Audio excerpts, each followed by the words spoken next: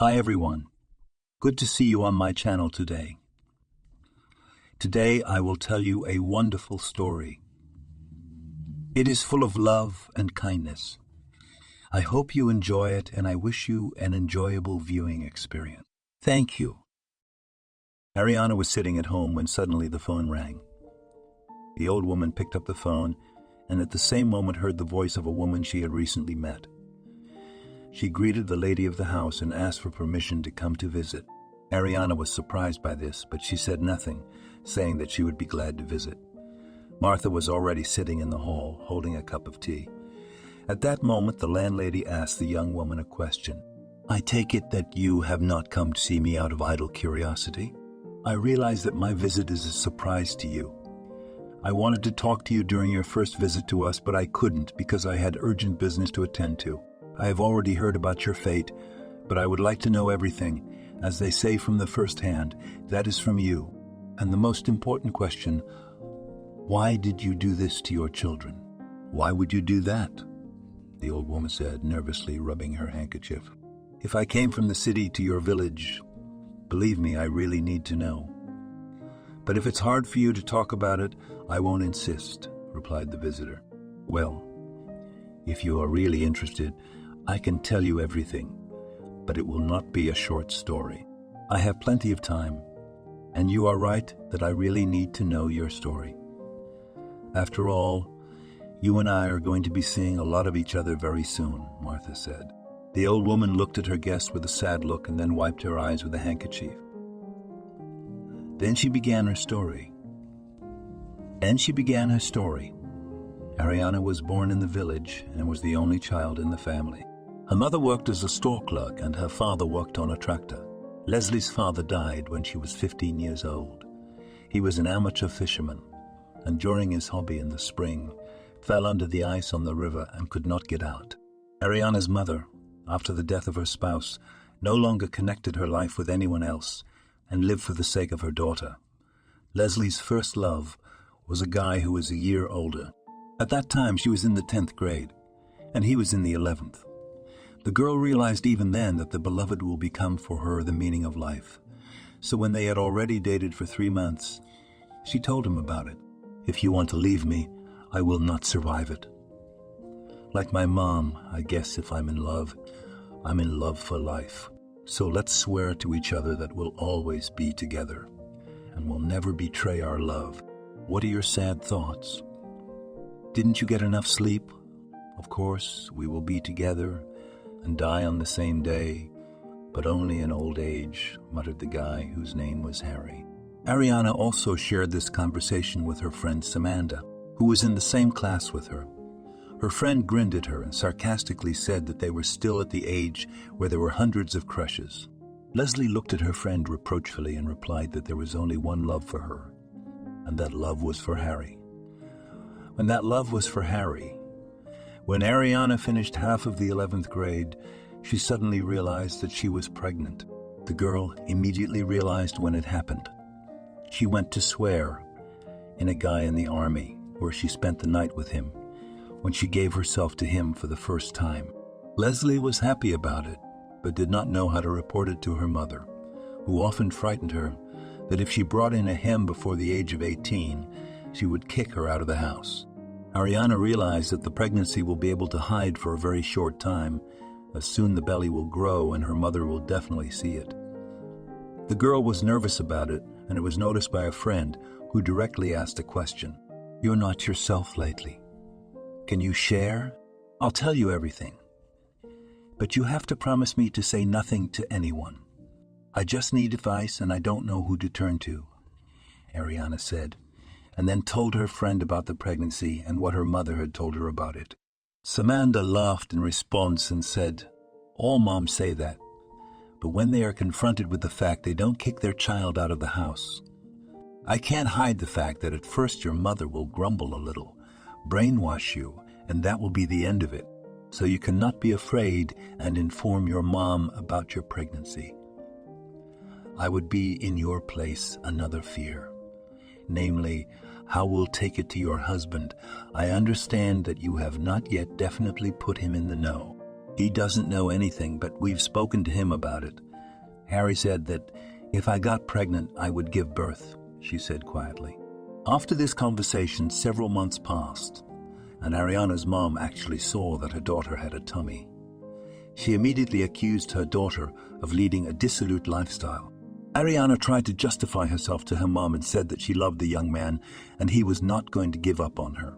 Leslie had to listen to a lot of lectures on this matter. After moralizing conversations, mom, of course, forgave her daughter and did not kick her out. Ariana, after her mom found out about everything already, sighed with relief. Now she had to wait for a guy from the army who had already been notified of the pregnancy and immediately had to formalize relations with him. The girl received a marriage proposal from her favorite person on the same day when she called Harry, and he learned that the chosen one was expecting a child from him. After a while, from the army came Harry, and soon the young people got married. After the wedding, the newlyweds decided to live at Ariana's place. And then the spouses had a daughter who was named Cindy. Ariana happily immersed herself in maternal duties. It gave her great pleasure to babysit the baby. Time slowly passed. And soon Cindy was 2 years old. Ariana already wanted to give her daughter to kindergarten to get a job. But then she realized that she was again in an interesting position. The young woman told her husband about it, with whom they lived soul to soul. She waited for her husband from work and quietly said to him, "Harry, I'm pregnant again." "I'm not happy about this news," said the head of the family. "You mean that I should abort the pregnancy?" Perplexed, said Ariana, who expected a very different reaction from her lover. "Listen, nowadays having 2 children is a real luxury. You yourself realize that my salary as a laborer at the sugar factory is enough only to feed and pay utilities. You and I are lucky because your mother helps us. Otherwise, we'd barely make ends meet. Now you can draw conclusions about whether we need another child," said the husband, who was not really happy about the news. "I can't believe you just said that to me. After all, you and I dreamed of having at least 3 children, and now you hide for lack of money." Almost crying spouse said, "Do what you want." "I told you my opinion," the man said, and then defiantly left the house, letting his wife know that he did not intend to return to this conversation. Ariana sat down on the chair as soon as Harry left. She realized that she had just had her first fight since their wedding day. The young woman really wanted a second baby, but she didn't know how to deal with Harry's opinion. Leslie decided to consult with a friend and called her. The buddy immediately picked up the phone and began to quickly tell about her studies. The girl lived at this time in another city and studied to be an accountant. Ariana patiently listened to Samantha and wished that her friend would pause and give her the word. However, the interlocutor was not going to shut up. Then Leslie said in a raised tone, "How much can you rattle on?" "I'm pregnant." "Oh, congratulations," exclaimed her friend. "I am also immensely happy about this event, but my husband is against a second child, and I don't know what to do. I'm just sure that I will have a boy this time," said the young woman. "But here I can't advise you anything. You have to make your own decision. Maybe your husband is not ready to become a father again," Samantha said uncertainly. "Do you think that if I take the risk of carrying the child without my husband's consent, we won't have a disagreement with my husband? You're a weirdo, aren't you?" "I think you are married to Harry, not me, so you know what to expect in this case," Samantha replied. After talking to her mate, Ariana thought for a while. And when her husband appeared at home, she decided to have another conversation with him on the subject. However, Harry tactfully asked his wife not to start this conversation, and at the same time he added that he had already expressed his opinion, and the decision to make a man offered Leslie herself, and the woman decided that she would give birth and informed her spouse about it. Harry shrugged his shoulders in response and did not say anything about it. Time slowly moved on. Ariana soon learned that she was actually expecting a boy. She hurried to please her lover that he would have an heir. The woman thought that this news would be pleasant for Harry, but she was disappointed as her husband only nodded in response and said nothing. Soon Ariana gave birth to a boy who was named Austin. The young woman was unspeakably happy. She believed that she had a perfect marriage and an exemplary family. However, a month after the birth of her son, the woman realized that not all is not so good for her, and it happened after the baby fell ill first. The woman, together with her son, was hospitalized. She stayed in the hospital for 2 weeks. During this time, her husband did not often visit her, which offended Ariana. And after discharge, she noticed that her husband was often late. The young woman demanded an explanation, but Harry only waved away. It was at that moment that Leslie thought that the spouse had another woman, which she told him directly. The head of the family from this statement became angry and said, "Where did you get that from? You have no other business but to fantasize, but you have become as cold as ice in bed. What do you want me to think about? You're always working late. I'm a human being too, and I'm a human being to be reckoned with. You've changed in a very short period of time. Even my mother noticed it," my wife said, trying not to cry. "Don't be so dramatic, please. I have no one. Let's talk about the fact that your mom has some savings and we should ask her to give it to us. I told you a long time ago that I want to buy a car. You talk to your mom and ask for the money and then we'll buy a car. We can't save money ourselves, you know," the man said. The young woman only managed to nod obediently to Harry, and that was the end of the conversation between the couple. Ariana, after this conversation, felt a residue on her soul, but she did not know how to change the situation.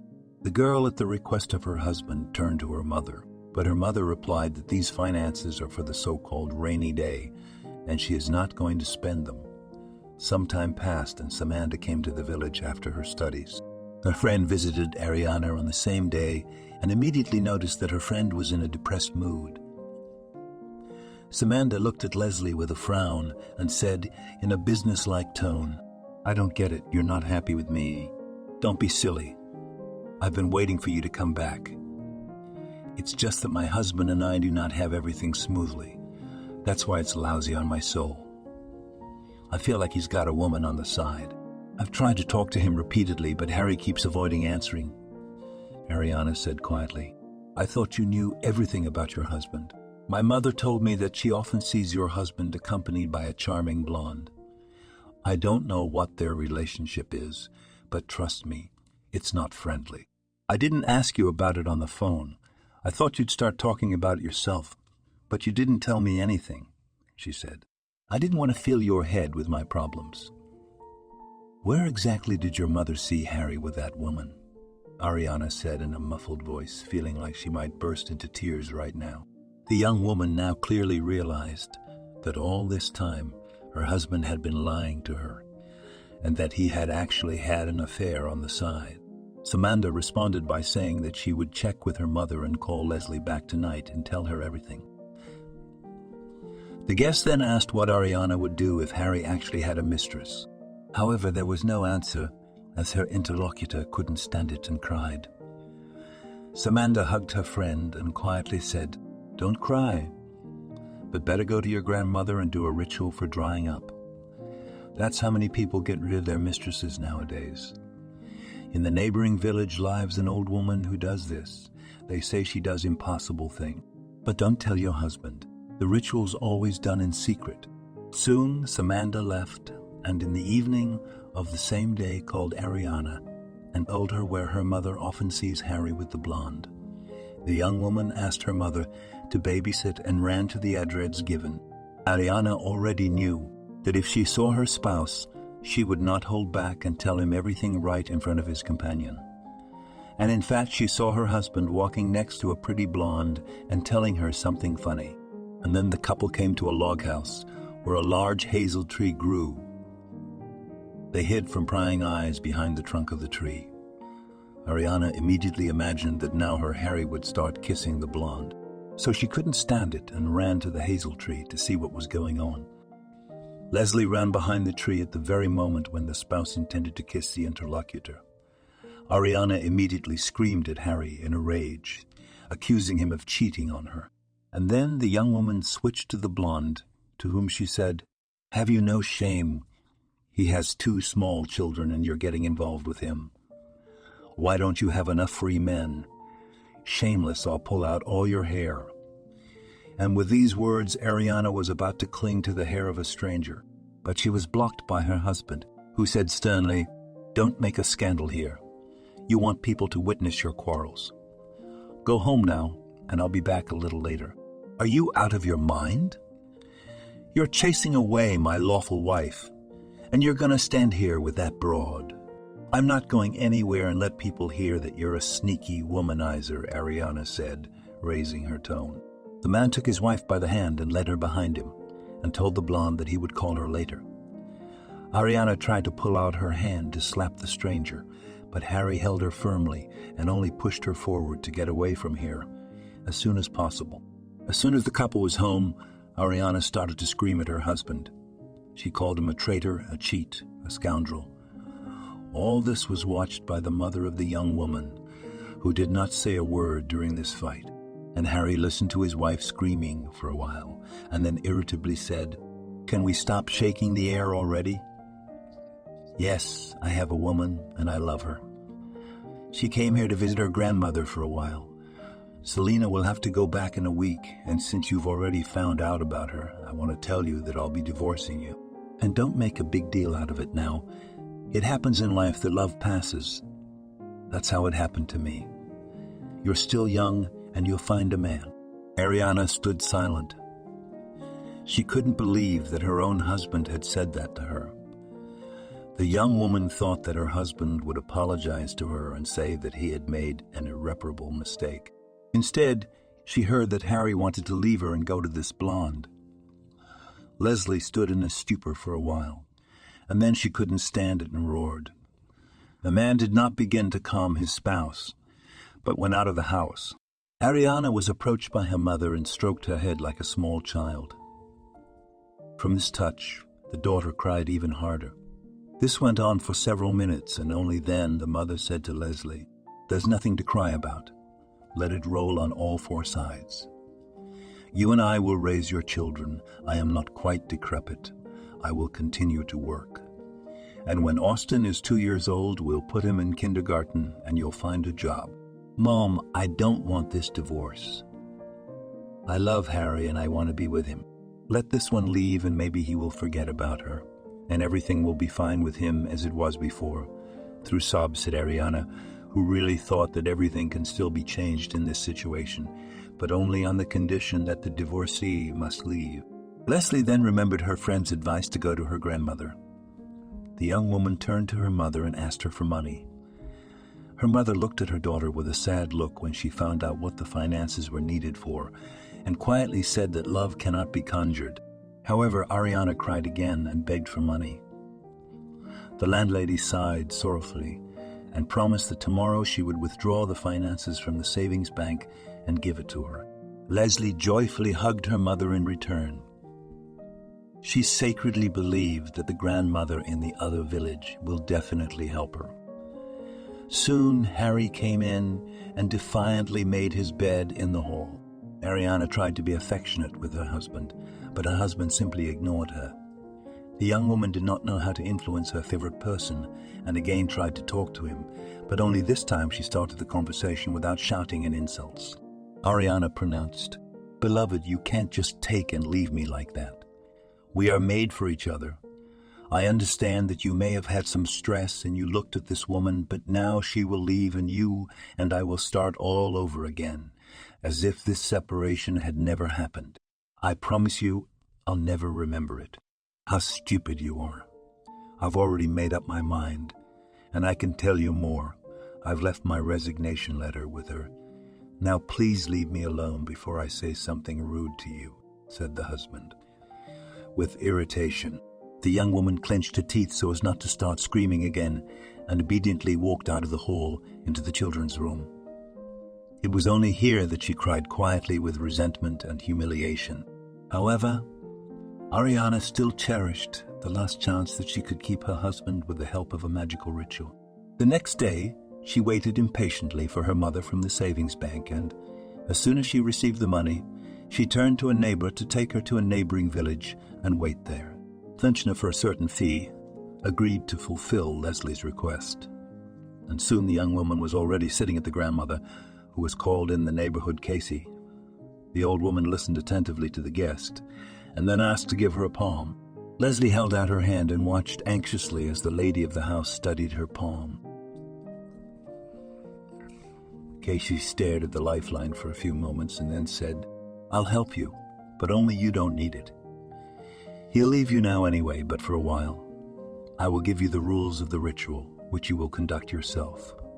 You have to act exactly according to my instructions, not to tell anyone about the ritual, and not even your mother." "I will do as you say," Ariana said eagerly, and then asked another question. "Why did you say that I don't need it?" The old woman looked thoughtfully at her visitor and said slowly, "On the palm of my hand, I saw that your fates intertwine, but then diverge. I can't tell you more than that. Now I'll tell you how to perform the ritual and give you a sheet with the spell." Casey slowly told the young woman how to perform the ritual. After that, the old woman wrote the text of the spell on a notebook, which she gave to her interlocutor. Ariana took out the money and handed it to the lady of the house. Casey nodded approvingly and wished her guest all the best. Leslie returned home in high spirits. She knew that tomorrow she would perform the ritual and everything would be fine with her husband. And in the evening of the same day, the young woman received a call from a friend who asked about Harry's mistress. Leslie confirmed that the spouse actually has a passion. Samantha, as soon as she heard this, then immediately asked, "What are you going to do in this case?" "I can't tell you everything, but you'll understand. So I went to Casey's, and then it's up to you. In any case, I will not give my husband to this blonde without a fight," said firmly. "Oh, you're so full of it. And I would, knowing my character, treason is not forgiven. As I imagine that my favorite person kisses another, I get disgusted, Samantha. You haven't loved yet. That's why you say that. When you meet someone you can't imagine your life without, you will talk differently," said her friend sadly. On the appointed day at midnight, Ariana performed the ritual in complete seclusion. She did the ritual exactly as Casey had told her, and only then did the young woman go to rest with a sense of relief. It had been a little less than a month. Harry had kept to himself the entire time. He slept in the hall apart from his wife and cut off all her attempts to get close. Ariana was very hurt by this, but she tolerated it as she did not want to further inflame the situation. All this was seen by the young woman's mother, who did not approve of her daughter's behavior. And soon Harry announced that he was leaving and began to pack his things. Ariana was horrified at her husband's actions. She remembered that Casey had told her that her husband would leave for a while and then return. But still, this departure was not what Leslie had expected. It was a real shock to her. The woman grabbed Harry's hands and then knelt down and tearfully spoke. "Please don't go. Don't leave me. I don't know how I'm going to live without you. I'm ready for anything just to have you by my side. Don't humiliate yourself. Get off your knees right now. I hate to see this. We've talked about this and I don't want to go back to it. I'll file for divorce later when my son is a year old. As I get a job in the city, I will send a certain amount of money to spend only for the intended purpose, namely for the children," said the man. Ariana realized that at this moment no words could not hold her husband back. She silently got up from her knees and sat down in the chair. All she wanted was for Harry to change his mind about leaving, to stay with her and the children, but she realized that was impossible. For the first time, after the departure of her husband, Ariana walked like a somnambulist. She mechanically picked up her daughter from kindergarten, cooked meals at home, cleaned the house. Leslie's mother tried to distract her from bitter thoughts, but she did not succeed.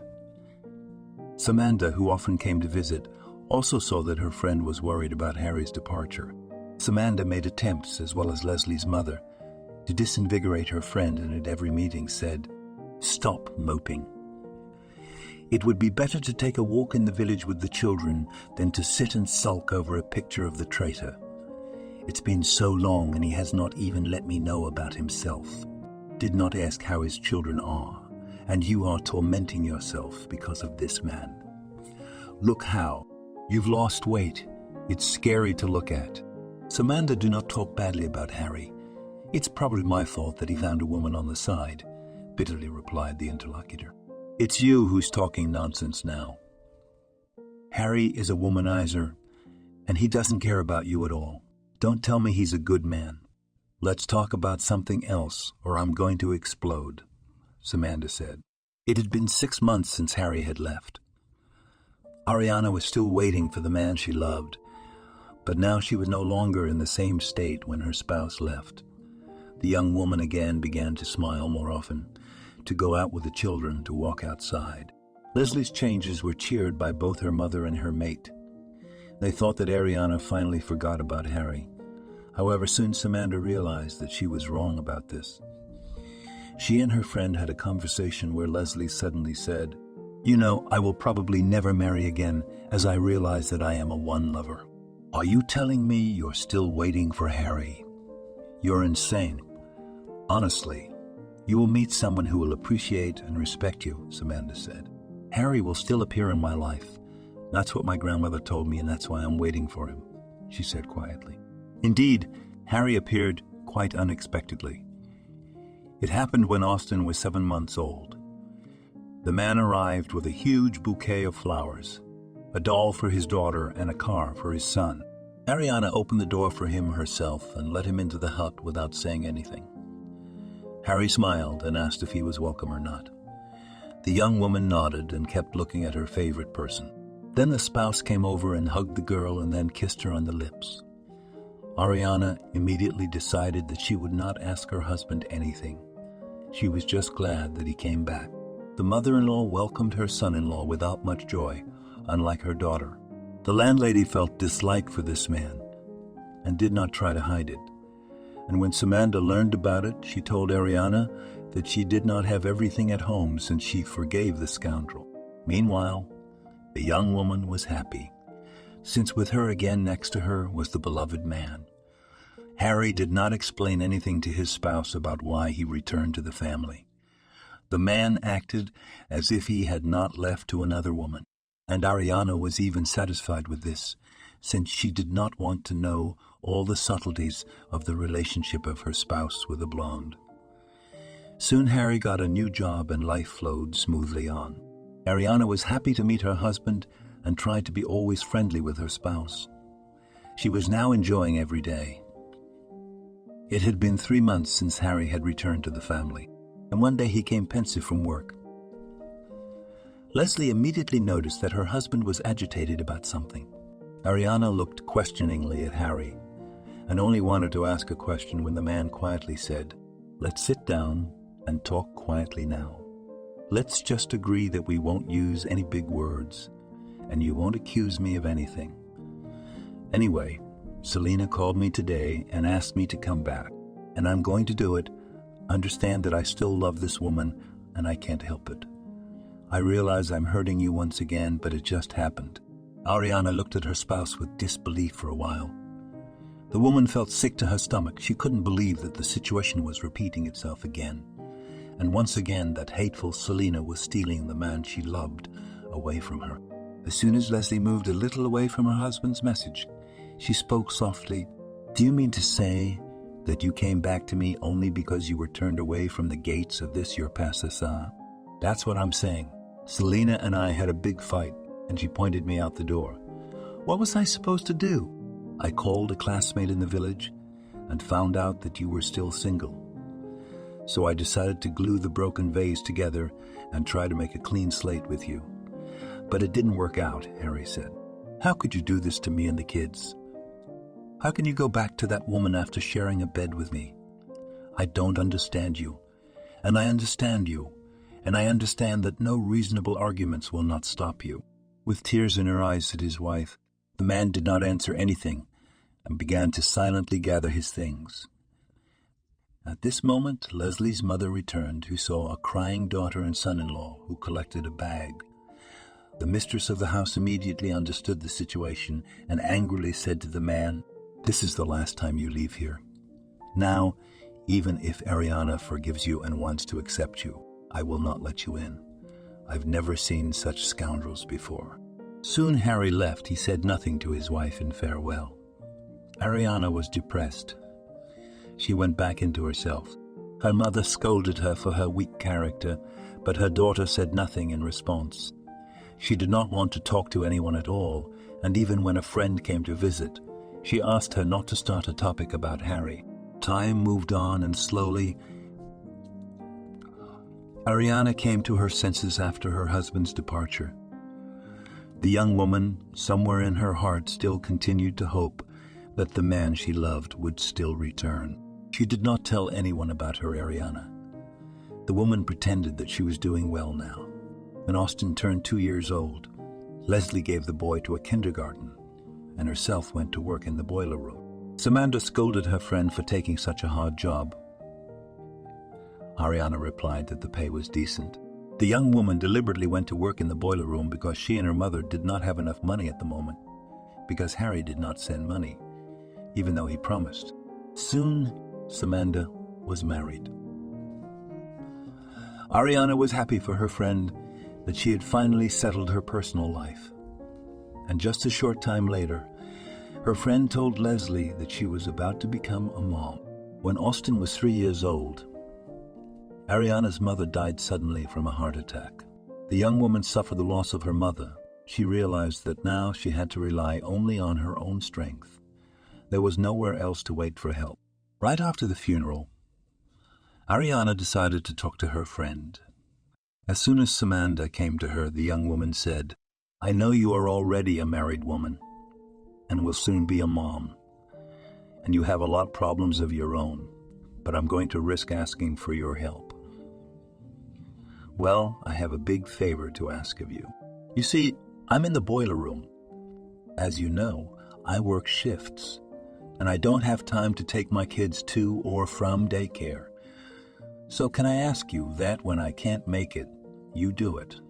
Don't worry, I'll pay you for it. Not much, but still. I can't lose this job. It pays very well. Are you an idiot or are you faking it? What kind of money are you going to pay me?" "Sure, I'll pick up your kids from daycare. I'll just have to come by early when you have the morning shift. But you know, I think you should change your place of work. Not all men can stand it there. You will undermine your health, and you are still a young, pretty woman," said Samantha. "It's okay, I'm used to it. Thank you so much for your help, and I was wondering how I should deal with the children. But when you give birth, I don't know how I'm going to solve this problem. You're going to have a baby after all, so I won't get ahead of myself," Leslie said. Soon, Samantha had a baby, and Ariana had already made arrangements with her neighbor, who was a housewife and had 4 children of her own. Sarah was the woman's name, and she willingly agreed to look after the children and take them to and from daycare. Ariana understood that if Samantha did not take money for it, as they were friends, then the neighbor had to pay at least a penny. That's why Leslie immediately discussed the amount with Lida. The payment was moderate, which pleased the woman. Time moved on, and Ariana was already preparing to give her daughter to the 1st grade. The woman looked at Cindy and flaunted the girl. At that moment, she thought how much her daughter looked like her father after all. Ariana often remembered about Gregory, and secretly, when the children were asleep, she looked at the photo and cried. She also continued to wait for him. And so a friend came to visit Leslie with her son. Samantha wanted to have a serious talk with her friend about her life. The guest put a small cake on the table and asked the lady of the house to put the kettle on. Leslie grinned and said, "You're not a stranger here. You could have done it yourself. Don't be naughty. I want to feel like a guest today, not to be on the rights of the hostess. Listen, how long are you going to stay busy with work and kids? It's time to think about yourself. You don't see or know anything but your boiler room," Samantha said. "What exactly did I miss?" she asked with a smile. "Don't be sarcastic. You know exactly what I'm talking about. My husband has a friend interested in you, and not the first time he asks about you. Let me and his friend organize a meeting. Maybe you'll start a family and you'll give him more babies. How do you like my proposal?" Mysteriously said the guest, which in fact has long wanted to acquaint a friend with a friend of her husband. "I'm asking you. Decided to enroll in the matchmaker. Don't be. It's not a good role for you. I already told you I'm in love with someone. so I'm not interested in your boyfriend. And if you'll be naughty, then I'll give you a spoon on the forehead, said the lady of the house in all seriousness. After all this time, do you really still think about it, Harry? Not only do I think about it, but to be honest, I'm waiting for it. You stupid creature. He's forgotten about you and the children. He hasn't transferred a penny. By the way, why have you still not filed for divorce? Indignantly said the guest. That's why I haven't filed for divorce, because I'm waiting for Harry and I love him. Samantha realized that there was no point in talking about fiancés, so she turned the topic to the 1st of September. The guest asked if Ariana had prepared everything for school. The landlady proudly showed the school uniform and dress shoes for her daughter. Time moved on, and it was nearing the end of Cindy's first year at school. Ariana was waiting for her daughter from school, and what was her surprise when she saw her girl entering with a man. The woman looked at the man and stunned. It was Harry. Ariana didn't know what to say. She looked at her daughter, who exclaimed happily, "Mommy, and I'm not alone, I brought Daddy. He met me outside the school and told me he was my daddy. How do you like our surprise?" Harry stroked the girl's head and then looked at his spouse. He could see that the woman was shocked by his appearance, and so he waited for her to speak first. Ariana could not recover from the shock for a long time. She had a lot of questions for the man she had waited so long for, and he appeared like snow on her head. The man did not endure a long pause and said, "Can't you at least say something?" "What should I say? For example, that I'm glad to see the man I love," Harry said, smiling. "Don't be silly and tell me what you're here for." "I'm here to see my family. I have children here," the man said. Ariana asked her daughter to go to the nursery and not interfere with the adults' conversation. Cindy did not object and complied with her mother's request. In the meantime, Harry, as soon as they were alone, quickly approached his wife, embraced her and kissed her and kissed her and kissed her passionately on the lips. The woman instantly felt that she was no longer interested in why and for what purpose her husband was here now. All she wanted was for Harry to keep kissing her. Only after a while did the man let go of the woman and then said affectionately that now he was here for good and would never leave here again. Ariana wanted to ask a question and then changed her mind, because her spouse said that he had come for good, and there was no point in raking up the past. Samantha found out about Harry's arrival. She immediately called her friend and began to scold her friend.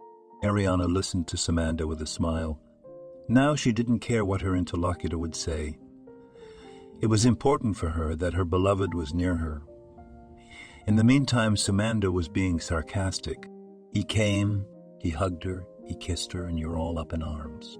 Yeah, where's your pride? Where's the guarantee he won't disappear again in a couple weeks? The blonde will call him and he'll say, 'Sorry, honey, but I'm not in love with you,' and disappear again for a couple years. Get your head in it for a couple years. Get your head in the game before it's too late, or you'll be crying bitter tears. Stop preaching to me and be happy for your friend that she feels happy again. You can't even imagine how happy I am right now. I just don't have the words to convey what is going on in my soul," the friend said happily. The conversation between Harry and his wife did take place.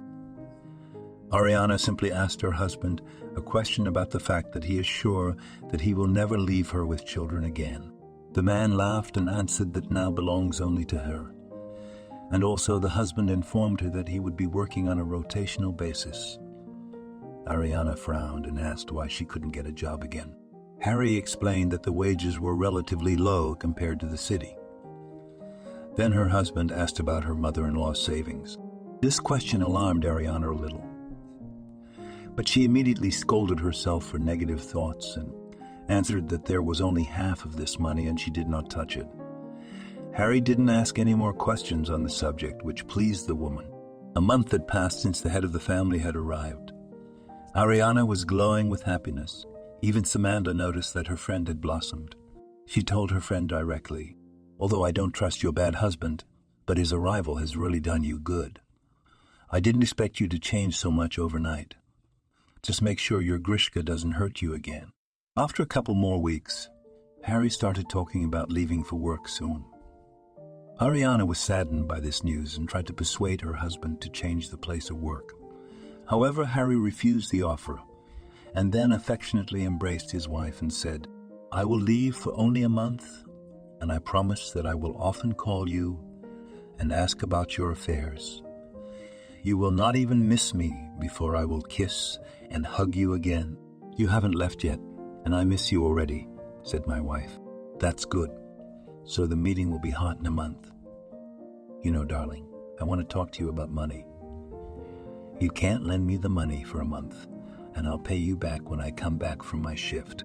Don't ask me why I need the money. I want to surprise you. You believe me, don't you?" the man said affectionately. "But I'm saving it for a rainy day, just like my mother used to. I don't even know what to say to you. Forget it. I'll deal with it myself," said the man, and silently followed to the kitchen from the hall. "Wait, I'll give you the money tomorrow, but you promise to pay me back," said the woman, who immediately realized that her spouse was in a bad mood after her refusal. As soon as Harry heard that his wife would give him the money, he went straight back to her and hugged her, then quietly thanked her in his ear. Ariana did not ask where the spouse needed this amount. She completely trusted him. Soon Harry left. Leslie, as promised, gave him the savings of his late mother. The man in farewell promised to call every other day, and also asked that the spouse kept faithful to him. From this phrase, Ariana laughed and said that she did not need anyone but him. Several days passed and Harry didn't call. Ariana did not find a place for herself. She went over in her mind what could have happened to the man she loved. The woman waited a few more days and went to the police with a statement that her spouse was missing. The investigator questioned the woman in detail and said that it was too early to worry. If the man left to earn money, it is quite possible that his phone was stolen and he simply cannot remember the number of his spouse, so he did not call. And also the man in uniform advised to wait until the shift was over. Ariana left the police in a bad mood and went to her friend to talk to her about Grigori. Samantha listened to everything in detail, how her friend's spouse was leaving, and only then did Leslie say that she had given her husband money. Samantha looked at her guest like she was crazy and said, "You can say goodbye to your money as well as to your lover. I don't believe in his watch. He should have called you the next day that he had reached the city, and that he had reached the city, and that he was all right. But he didn't. And you're out here looking for him with the police. Jesus, when are you going to wise up? You're a mother of two, and you don't have a clue." Samantha, "That's right. Harry had money, and that's why something could happen to him. Well, don't worry. They'll find your lover with some blonde-haired lady. Harry's gonna be fine. But you tell me, if he threw you, will you ask him again and accept him as if nothing had happened? I don't even dare to think that Harry could do that. So I can't answer your question," said the guest sadly. Some more time passed, and Ariana received a call from the police informing her that her husband was fine and living in the city. The woman was glad that everything was fine, but she could not understand why Harry did not call her. She asked her friend the same question. Samantha looked at her friend with a frown and said, "He's got you wrapped around his finger. He's got you wrapped around his finger. He came in here all soft and fluffy and said a few tender words to you and you melted. Although I'm lying, you were still pining for him. So Harry took advantage of your feelings, asked you for money and disappeared and forgot to leave his cell phone number. That's a clever husband you got. I'd be scared to hang out with a man like that, to be honest." "Do you think Harry tricked me?" Ariana asked softly. "I don't think so. I'm sure of it. Why hasn't he called you yet? And his shift is already over, and where the hell is he? You have to draw conclusions about this man. I understand that love is evil and love a goat, but this is nonsense. Stealing his wife and children is something out of the ordinary," Samantha said indignantly. Ariana returned home completely devastated. She did not want to believe her friend's words. But the fact remained that Harry lived quietly in the city and was in no hurry to show up. The woman tiredly sat down in the hall in the armchair, and from resentment burst into tears, because for the sake of Harry, she was ready to do anything, and he was just another time he used her. Several months passed, and Harry never showed up and never called. Ariana did not know whether she was waiting for her husband back or not. The woman just lived with work and children. Now she had only one goal, that her son and daughter did not need anything. And now Austin had already started first grade. Ariana clearly realized that every year the cost of children slowly increases, and so she decided that she would plant a vegetable garden in the summer, not partially as she had done before, but completely. Leslie wanted to make more preparations to sell them on the highway on the weekend. The woman read this idea in a newspaper. Ariana shared her plans with a friend. Samantha only learned about it, and immediately began to scold her friend. She said, "What place do you think you are? You already have a hard job and you decided to cry in the vegetable garden. You don't think about yourself at all. Yeah, you realize you can't make all the money you want. Your kids are clothed just as well as anyone else's, so don't undermine your health like that.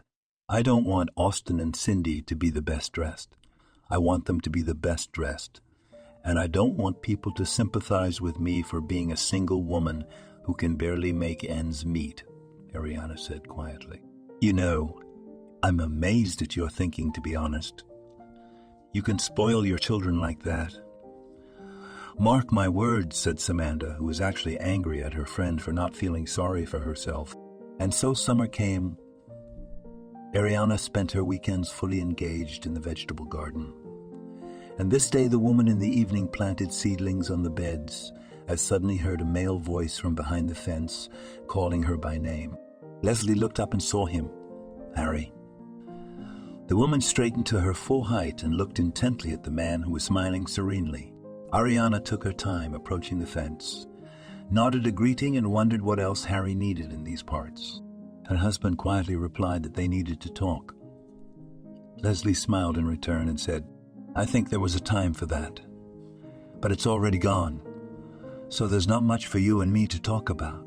Don't be so hasty. Let me at least tell you why I did it.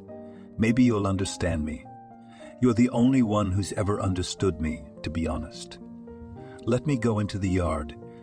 It's not comfortable standing by the fence, and you are still my wife," my husband said. "It is true that I am your lawful wedded wife, but that is my omission. I will visit the registry office next weekend to release you from yourself. If you're here to ask for more money, I can tell you I don't have any. I don't know what else could have brought you here. Don't tell me it's love. I've already believed you several times, and now recently everything has burned out," said the woman calmly. "Yes, wait a minute. Let's talk like civilized people. I do not dispute that I deceived you, but I needed finances. I'll get a job and give you the money. Now I'm here for you and my kids. You're my family. You're all I have. My mother died last year, and my brother and I have no contact. Tell me, where would I go in a difficult moment but to my beloved wife? You've been kicked out of the house by Celine again. I haven't even forgotten her name. And you've decided to come to me for a while. This house is closed to you forever," the woman said. "What makes you think I was with Sveta?" "I was living alone," Harry said glumly. "Stop lying. The thing is, I was really worried that something had happened to you. You know that I filed a missing persons report, and I was informed that you were alive and well. But even though you knew I was looking for you, you didn't even bother to call. So I decided to find out about you from the same classmate you asked about me, and he told me that you were living with Selena. So, as you like to say, let's not make a circus out of this right now. You know, I've grown up a little bit, and I can tell you one thing. You've left a ruin in my heart. I can't even hide the fact that I still love you. But I'm telling you, I'm not going to live with you. It's easier for me to go through life alone when you can only count on yourself. And I don't think we should continue this conversation because I don't feel like it. Yes, and I have enough to do, and unlike you, I earn money by my own labor, not by stealing," the woman said, and then turned and walked toward the vegetable garden. Harry called out toward the vegetable garden. Harry called out to Ariana several times, but she didn't turn to him again. The man stood for a while. He hoped that now the woman would still come back to him and let him in. However, Ariana continued planting the seedlings without turning back. Harry spat angrily and walked away. Ariana spent some more time in the garden and then went home, where the children were waiting for her. Ariana patted the children on the head and said that now she would heat up the food and they would have dinner. Once the woman fed her son and daughter, she then called a friend afterward and told her about Harry's visit. Samantha listened to her friend in silence, without asking unnecessary questions, and when she heard that her friend had fought back against her husband, she exclaimed sincerely and said, "I can't believe you could do it, to be honest. Harry was an untouchable person to you, and you gave him a hard time, and his ego must have been hurt. I can't imagine the look on his face when he heard you say no. I don't know what was on his face. I must have awakened from a long sleep. What's important now is that I get a divorce, and that's all that matters. And I also don't want Harry to appear in my life anymore," she said quietly. After talking to her friend, Ariana involuntarily exhaled a sigh of relief. The woman realized that by fighting back her spouse, she dropped some invisible weight from her shoulders, which was pressing all this time. Ariana really hoped that her husband would not come again, but Harry visited her a couple of times. The man asked the woman to change her decision, mentioning at the same time that they have joint children who need a father. Leslie calmly listened to Harry and then said in a steady voice that their joint voyage through life is over and there will be no return. The woman actually wanted this man to disappear from her horizon once and for all. After some time, Ariana filed for divorce. She did it with a light heart, and when she received a certificate of dissolution of marriage, she offered this event to celebrate a friend. Samantha gladly agreed. Days, months, years flew by. Ariana continued to work at the boiler house and to work in the vegetable garden. And on weekends early in the morning, she took a bag with preparations and rode her bicycle to the highway, where she put her pickles on the box. The woman even had regular customers who agreed with her about this or that preparation for the future. Samantha saw how Ariana was trying to make money without sparing her health. The friend was angry that her friend did not think about herself at all. And when she visited Leslie, she once again said, "Why are you alone in the garden? You have Cindy already 16 years old, and Austin is not small. Why do not you make them work? They're growing up to be consumers. I can see that Cindy's not helping you at all, and she's a girl. You go to bed, and then what? Who's going to feel better?" "Samantha, don't you realize the kids have been in school all year? They're tired of all this crap. They need to get their strength back over the summer. And here I'm going to force them to work their asses off. Cindy and Austin have a lot of work to do in the future. But for now, let them enjoy their carefree childhood," Ariana said. "Yeah, no one's saying we should take away their childhood. What I'm saying is that they should also be encouraged to work. Look at them, they take it for granted that you're always in the boiler room, or in the vegetable garden, or in the vegetable garden, or sawing for the highway. A couple of hours of labor will not harm the children." "I make my son help me with chores," Samantha said fervently. "You like to come and lecture me all the time, don't you?" "Let's change the subject. You do your parenting your way, and I do mine," replied the lady of the house. When Cindy went into 11th grade, Ariana broke her back and spent a long time in the hospital. Most often the woman was visited by Samantha, who brought home cooked meals. Leslie, as soon as a buddy came over, she wondered if she had been to their house. Samantha, holding back her irritation, replied that she had been by. Ariana asked how the kids were doing. Her friend couldn't stand it and said, "You tell me, why don't your son and daughter call you that? You keep torturing me." "I called Cindy several times, but she keeps saying she has things to do and no time to talk. I've dialed Austin too, but he answers the same way his sister does. I'm just worried that they don't have anything to eat at home, and I'm not around," Leslie said sadly. "Your Cindy should be less about showing off for the boys and more about her studies. I was at your house last night, and what did I see?" Cindy wasn't there, but Austin brought a bunch of guys and made a mess. I had to reprimand him, and then he was mean to me. I had to stop myself from hitting him with my belt. Don't take offense, but I'm telling it like it is, said my friend. Austin's in his 13th year of puberty, so you have to understand a teenager. And you're ready to go straight to the belt. Your approach to parenting can make a child a moral freak, Leslie said. You couldn't have said a more stupid thing. You and I are either going to fight or something else will happen, said her friend irritably. Ariana was soon discharged and took a leave of absence from work to allow her body to fully recover. Cindy didn't exactly welcome her mother's decision and told her so directly. Leslie looked at her daughter indignantly and said sharply, "Have you ever thought that if I work like a burlak on the Volga, I won't be able to work at all? And then the cost of all sorts of lipsticks and bling will be reduced in times. And you won't flaunt it like you used to. So I'll marry a rich daddy, and that'll solve the money problem. Nowadays, it's not a problem to find an uncle with a fat wallet. The main thing is to have a good figure and a doll's face. And I have it all on me, so I'm not in danger of being broke," Cindy said in a whimsical tone. "How long have you been thinking about this fate? Isn't the love of a man important to you? Are you willing to sell yourself into slavery for more money?" My mother said, puzzled. "I don't see anything wrong with that.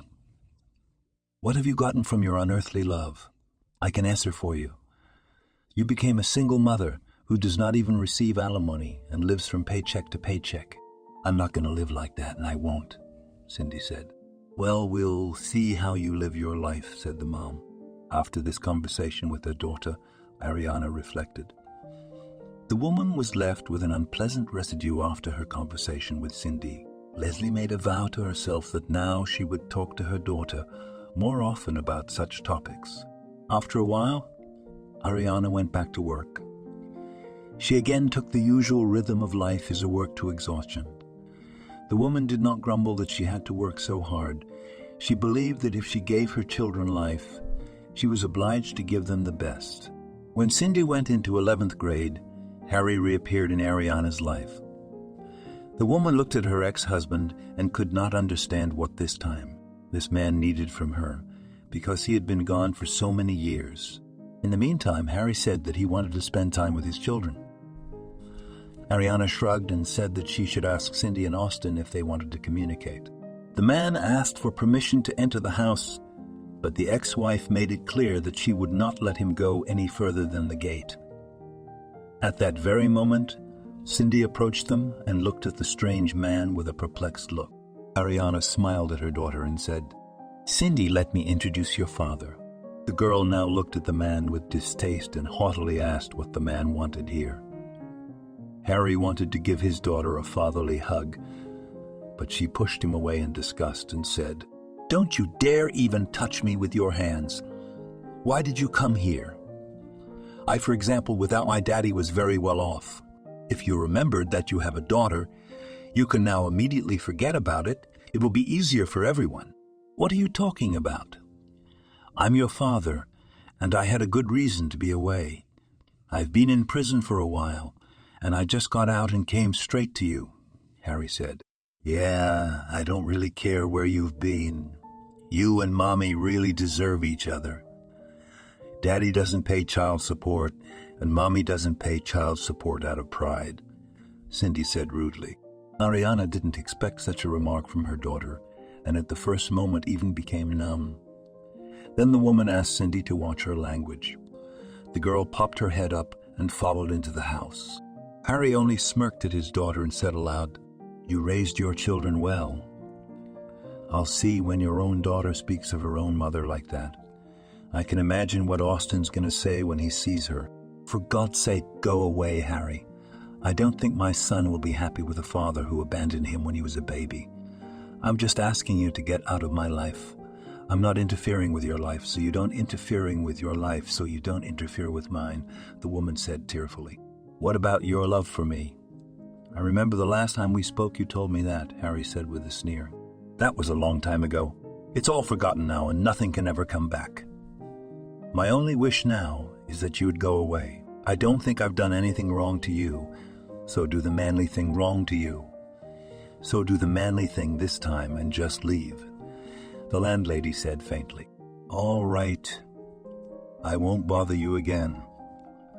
I'm sorry for everything, the man muttered, and then turned abruptly and went his way. After this visit, Harry did not really appear in the life of his former spouse anymore. Ariana entered the house after Harry left and immediately turned to her daughter. The mother told Cindy to explain her behavior on the street. The girl haughtily told her mother that she had said what she really thought.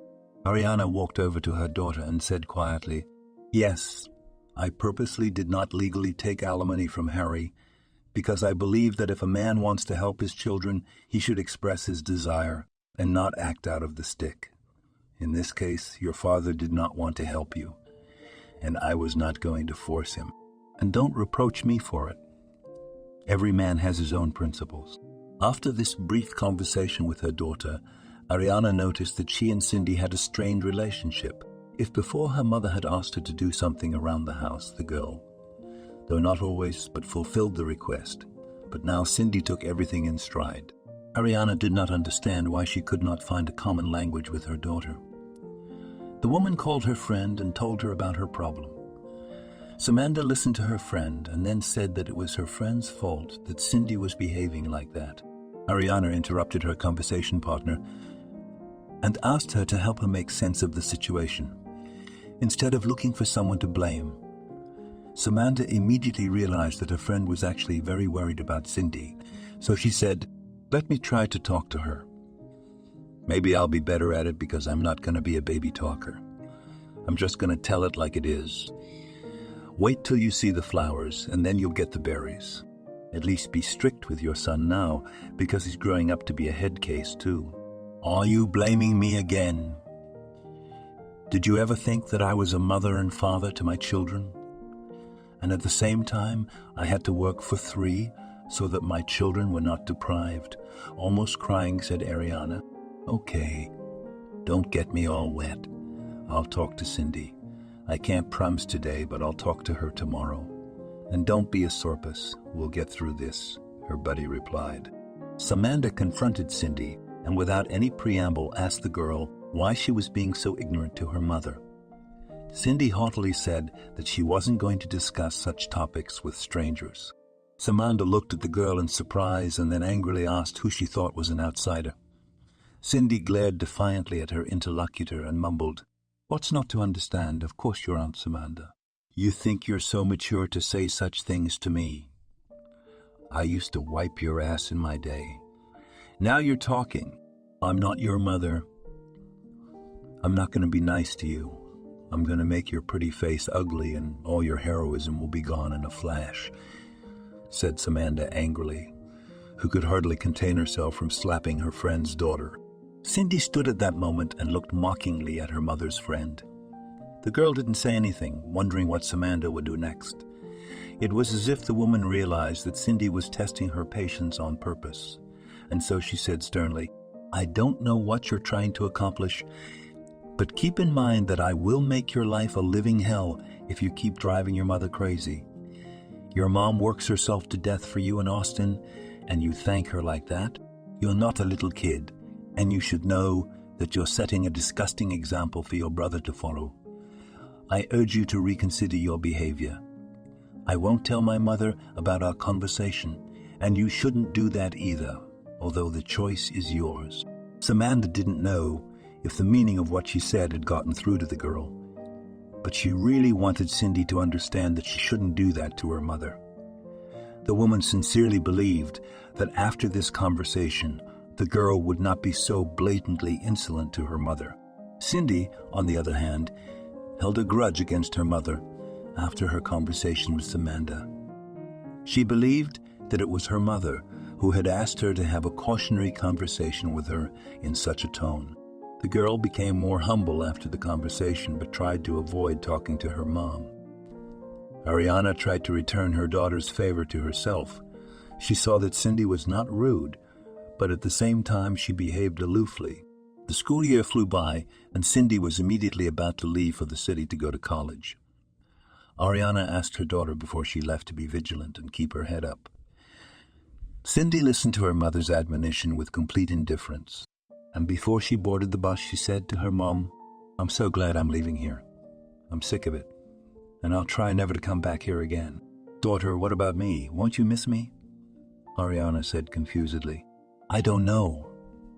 Now I just want to get out of here and live my own life, without anyone telling me what to do or dictating my policies," Cindy said.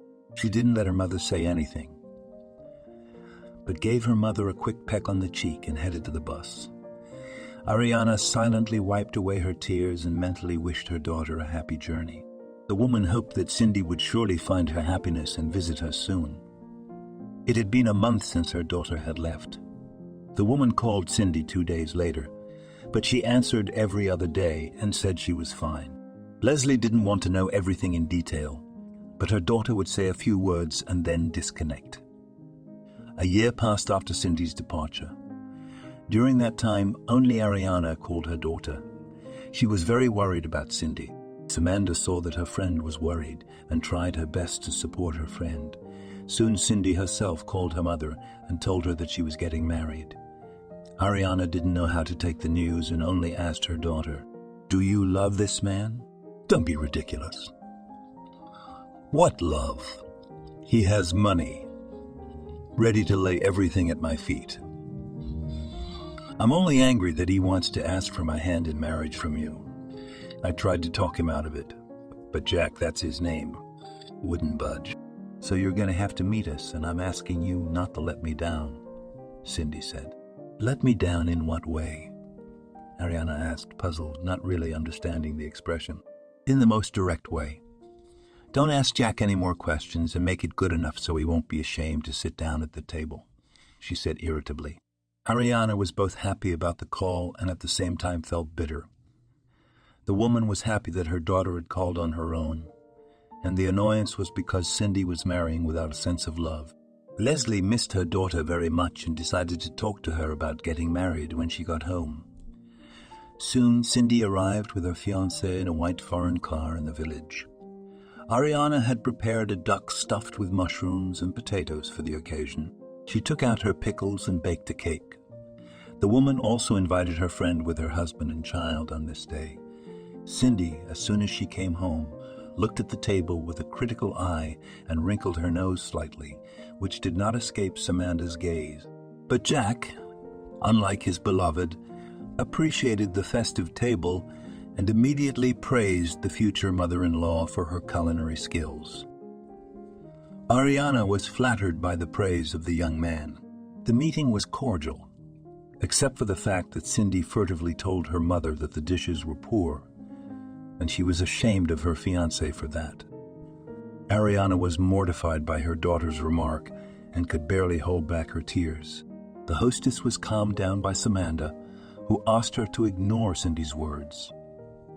And soon, Jack took the floor and addressed Ariana. "I want to marry your daughter, and I ask your blessing on our union. What will you say to me?" "Ah, what can I say? It all depends on Cindy.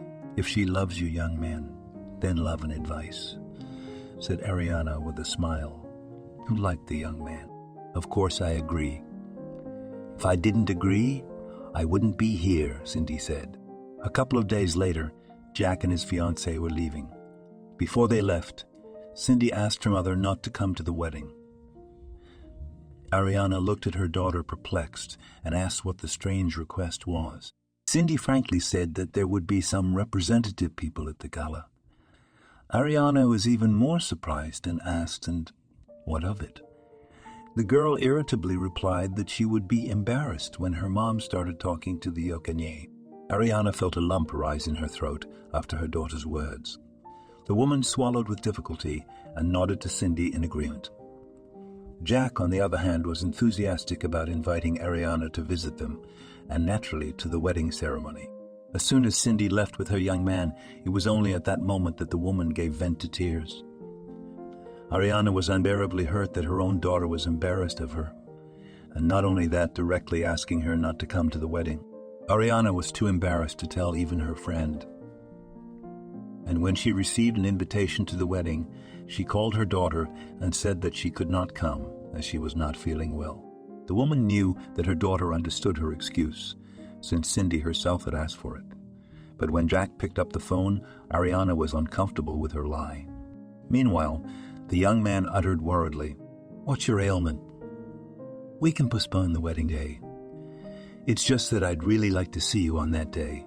"Jack, don't worry, son. I'll come and see you after I feel better. It's bad luck to postpone. You'll still make a video. And I'll look at you young," said the woman through her tears. "Are you sure you can't come?" The man said excitedly. Ariana assured the young man that she would come to visit them, but a little later and again asked not to postpone the wedding ceremony. This conversation was heard by Austin, who pronounced that he felt good and wanted to attend the celebration. Ariana called her daughter back again and asked her if it was okay for her brother to attend the wedding. Cindy thought for a while and then replied that she would let him come. Samantha asked Leslie on the eve of the wedding how she was feeling since Cindy was getting married. Leslie replied that she was happy for her daughter and wished her nothing but happiness. Samantha caught a sad note in her friend's phrase and commanded in a stern voice, "Don't tell me stories. What's wrong with you again? I can feel it in my gut that this is about Cindy. I didn't want to tell you because I know you're a hothead and you can make a mess of things. I'm begging you right now to listen to me and do nothing. And if you do what you want, I promise you that we will stop talking," Ariana said. "Good. Now talk," Samantha said. Ariana told her friend that her daughter had asked her not to come to the wedding because of the language. The woman told her friend that she could barely contain her sobs. Samantha could see how her friend was having a hard time mentally at the moment, and the woman sincerely sympathized with her. As soon as Leslie finished the story, then the interlocutor exclaimed with indignation, "What a shameless Cindy. I'm sorry to say that about your daughter, but it's too much for her. It's embarrassing to be embarrassed of your own mother. You've got Okani, and she grew up in another village and has a different language. I should have called Cindy and given her the gift of a crackdown. Well, don't be sad. Your daughter will realize her mistake later, but it'll be too late." And soon the wedding took place. Ariana tried to think about everything on that day, but not about the fact that now her daughter was going to the registry office in a white dress. The woman was unbearably hurt and offended that her daughter had done this to her. She tried to put herself in Cindy's shoes and couldn't, as she wouldn't have been able to tell her mom she was embarrassed anyway. Time slowly ran on. By now, Austin was graduating from 11th grade and Cindy had her firstborn son, Stan. Ariana was happy that her daughter was doing so well, but there were only two things that marred her. The first was that Cindy would not visit her with her grandson for any reason. And the second was that Austin started skipping school and often got into trouble. The boy would steal a motorcycle, or fight with a classmate or some other trouble. And Ariana had to make up for it with money. Samantha knew that her friend's son was a freak, and that he was causing his mother problems. To support her friend often told her, "I wish Austin would finish school and join the army. There, for sure, he'll get all the dope out of him and he'll become a real man, and you'll be proud of your son. And now you just need to be patient. There is no other choice, so be strong and don't sour." After graduating from high school, Austin did not go anywhere to enroll, but waited for the draft in the army. The guy served and then did not return to the village, but went to the city, where his sister lived and got a job there. Ariana was very worried that all the children left the nest and left her alone. Several years passed. During this time, Austin got married but soon divorced. Cindy lived with her spouse. Only the son came to visit his mother once, and the purpose of his visit was for his mother to sign the house over to him. Ariana replied to Austin that it was too early to think about it, as she was going to live in the world for a while. The mother then added to her son that if she was going to bequeath the house, it would be to her 2 children. Austin, as soon as he heard his mother's answer, left the village very quickly, and soon the woman was again in the hospital with a bad back. She received the 3rd group disability. Now she was not allowed to carry anything heavy, and for a long time Ariana could not walk, as she experienced excruciating pain in her lower back. The woman felt her uselessness in this life, and she hated herself for it. However, Ariana did not tell anyone about it, but only cried bitterly in the evenings, burying herself in her pillow. Samantha knew about her friend's illness and saw how hard it was for her friend to cope with the most ordinary household chores. Ariana's well was in the yard, which meant it was difficult for her to get even a 10-liter bucket of water and bring it home. Samantha offered to call the children to help Ariana adapt for the first time, but she declined the offer. Samantha, after talking to a friend, happened to run into her neighbor Leslie, with whom she struck up a conversation. Sarah said that quite often she hears Ariana crying, and all because she cannot cope with simple household chores, namely to bring water, take out the bucket with waste. Samantha had a long talk with her neighbor, and the women discussed how they could help Ariana. Sarah said she visits the woman whenever possible, but she can't stay there all the time because she has a family of her own. Samantha thanked her neighbor for not forgetting about her friend, while she thought about how she could help her friend. Samantha realized after talking to Sarah that her friend really needed help. She would have helped her, but now she also had a grandson who was 2 years old and needed to be taken care of while his mom was in the hospital. So Samantha decided to talk to her buddy. She offered to call the kids in for a while, but as soon as Ariana heard this, the woman immediately asked her friend to forget about the offer.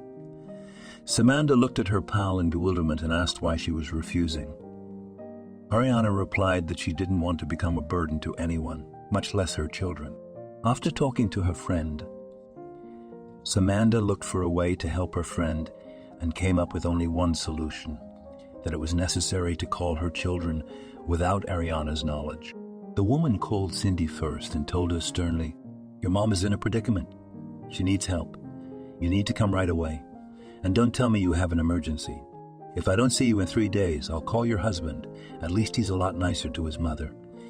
In law than you are to your mother. And you know damn well that's what I'll do." After that, Samantha called her friend's son and also demanded him to come over.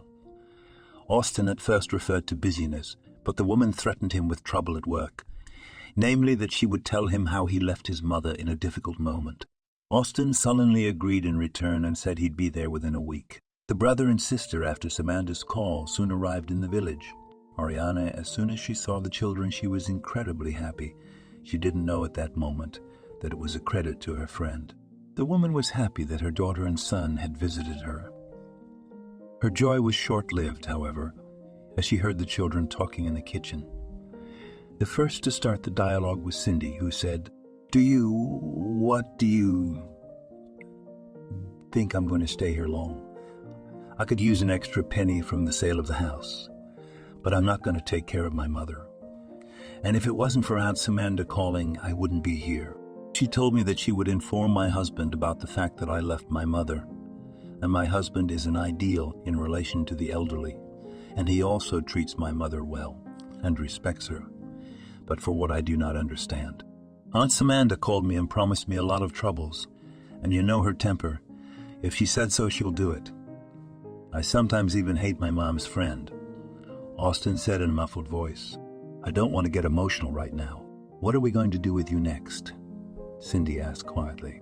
"Look, you and I could use some extra capital, and you know our mother will never complain. She'll go to the store for bread or milk and we'll throw her stuff out of the house, and then we'll say she's not right in the head and our mother needs to be committed to a mental hospital. And you and I will get the real estate, or rather the money from its sale," Austin said enthusiastically. "That's not a bad idea, but you'll take care of the whole Samantha thing," Cindy said in a whisper. The children's dialogue was overheard by Ariana, who was numb with horror. This was all her children wanted to do to get an equal share of the sale of the house. The woman didn't understand how anyone could speak so cynically about her mother. Ariana quietly went to her room and called her friend, to whom she told her about the children's plan in a nutshell. Samantha, with barely contained rage, inquired what Leslie was going to do. The woman was silent for a while and then uttered, "I have a plan, but I need help. If you can, I expect to see you right away." Samantha was able to come only a few days later, and Ariana said that she had signed the house over to an institution where she would be looked after. She would tell the children at the last minute. Samantha tried to protect her friend from this step at first and offered to move in with them. Ariana smiled back and spoke up.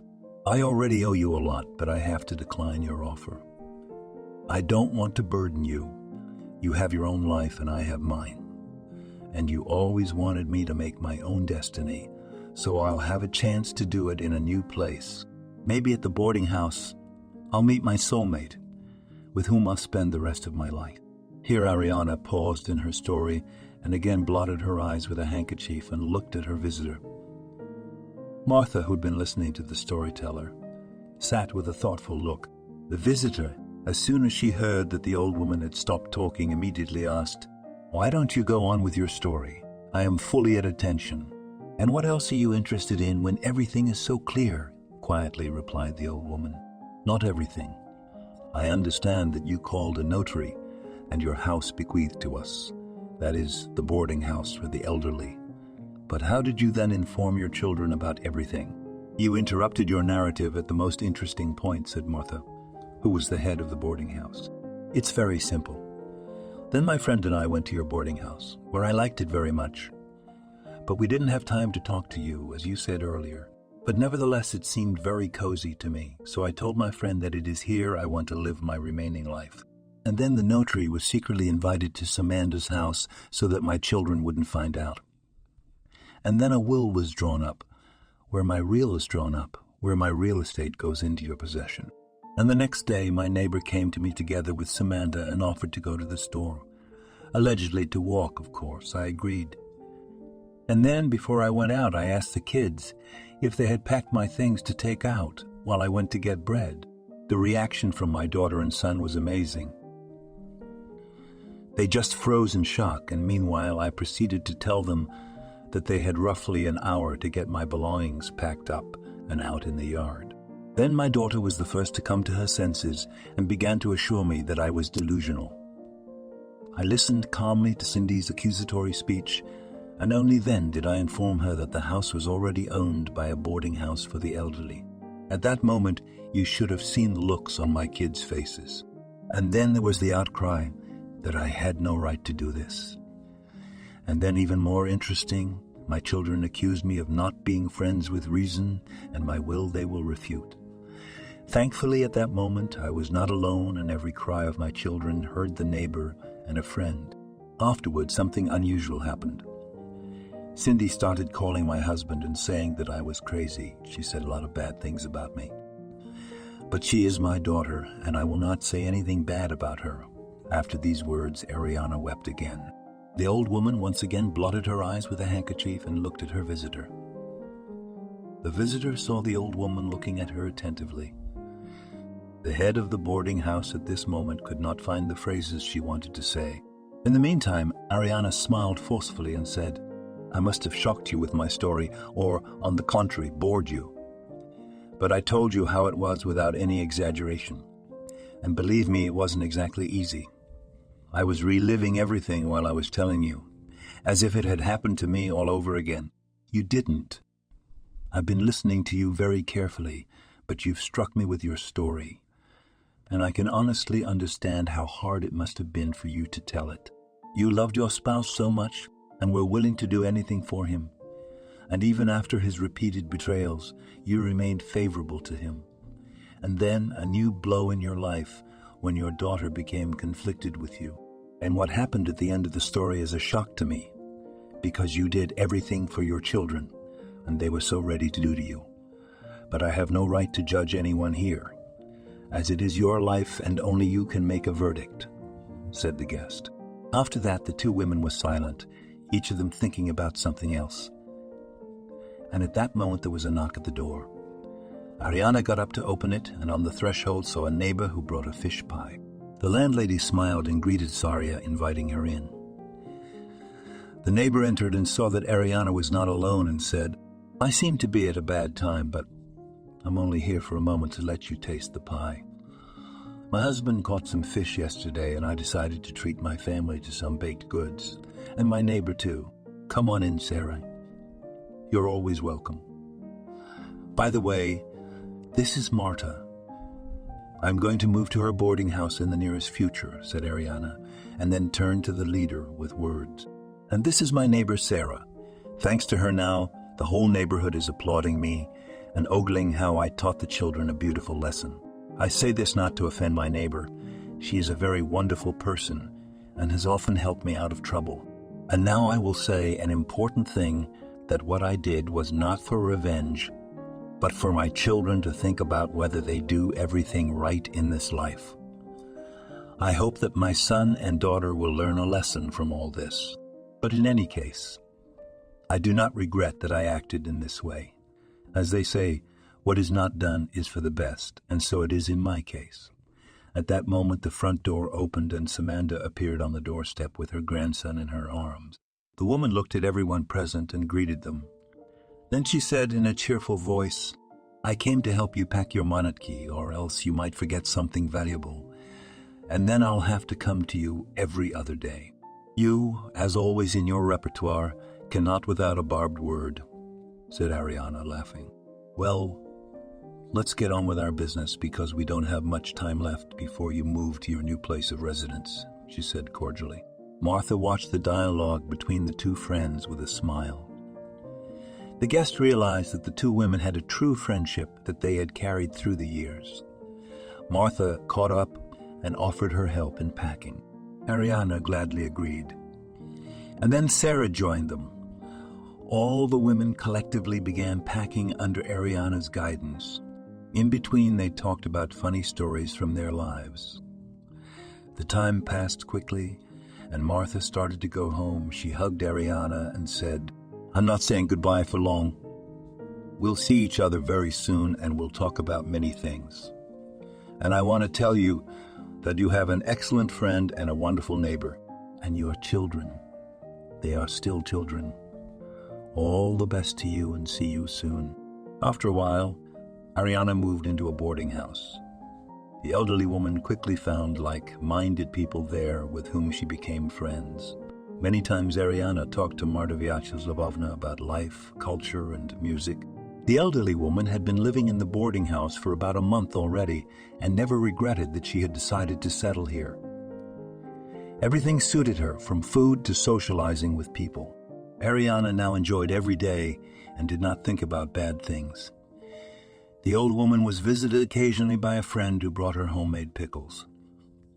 Leslie grumbled at her friend for carrying heavy jars at her age, and Samantha, in turn, laughed at her friend, saying to her, You've not only settled in here, but you've become brave.